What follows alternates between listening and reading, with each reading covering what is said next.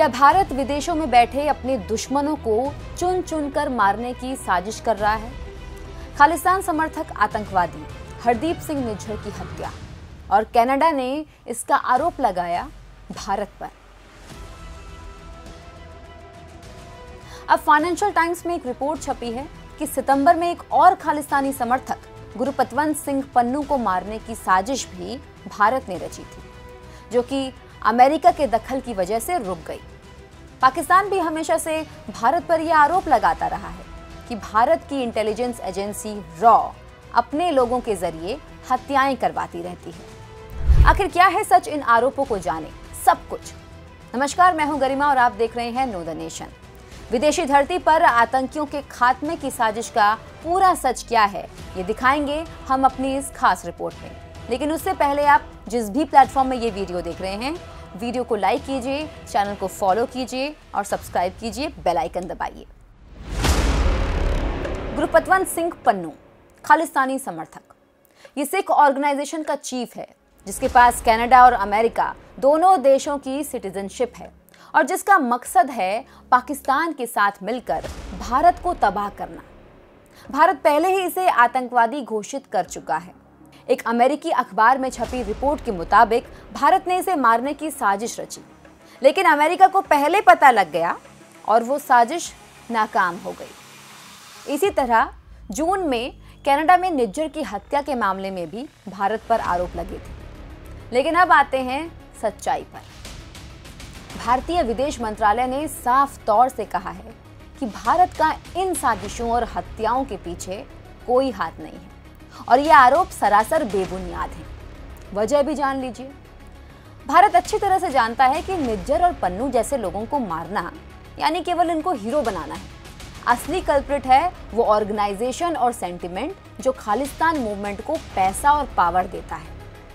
ये रिपोर्ट अपने आप में कई सवाल खड़े करती है। रिपोर्ट में कहा गया है कि इस मामले में एक खुफिया सीलबंद रिपोर्ट यूएस कोर्ट में सबमिट की गई है, यानी पूरी खबर महज सूत्रों के हवाले से है।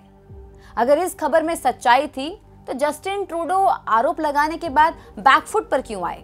क्या अमेरिका एक घोषित आतंकी की लोकेशन जानता था और बजाय उसको गिरफ्तार करवाने के उसे बचा लिया गया? तो क्या अमेरिका भी भारत के खिलाफ खालिस्तान आंदोलन का समर्थन करता है? दरअसल ये पूरी रिपोर्ट फेक है और उसमें कई लूप होल्स हैं, जिसका मोटिव है कैनेडियन सिखों का वोट बैंक हासिल करना। कनाडा भारत विरोधी खालिस्तानियों को हमेशा से पनाह देता आया है। भारत ने कई बार इंटरनेशनल कम्युनिटी में इस बात को उठाया है। कनाडा में एक बड़ी सिख आबादी रहती है, जिनमें से ज्यादातर खालिस्तान बनाने का सपना देखते हैं।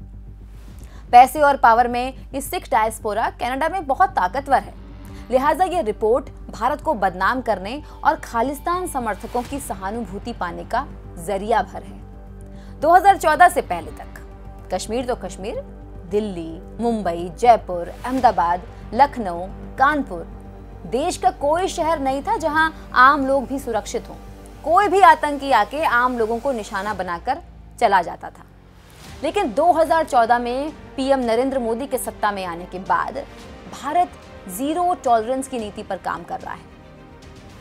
एनआईए से जुड़े कानूनों को मजबूत करने के लिए बदलाव किया गया है। इसके अलावा सरकार ने आतंकवादी हिंसा को कम करने के लिए प्रोएक्टिव काउंटर इंसर्जेंसी ऑपरेशंस को भी शामिल किया है। धारा 370 हटने और नोटबंदी के बाद कश्मीर में आतंकवाद की कमर पूरी तरह से टूट चुकी है। बीते सालों में आतंकी घटनाओं में लगातार कमी आई है।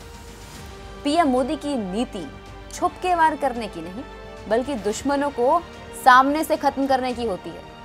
सबूत है उरी सर्जिकल स्ट्राइक और बालाकोट एयर स्ट्राइक। पाकिस्तान की न्यूक्लियर पावर के इस्तेमाल की धमकियों के बावजूद मोदी जी ने यह साफ कर दिया था कि भारत अपने ऊपर हो रहे किसी हमले को बर्दाश्त नहीं करेगा। G20 हो या ब्रिक्स समिट, मोदी जी ने हमेशा पूरी दुनिया को आतंक के खिलाफ एकजुट होने की बात की। वहीं पाकिस्तान और कनाडा जैसे देश आतंकियों की पनाहगाह बने हुए हैं और भारत पर ही कीचड़ उछालने में लगे हैं।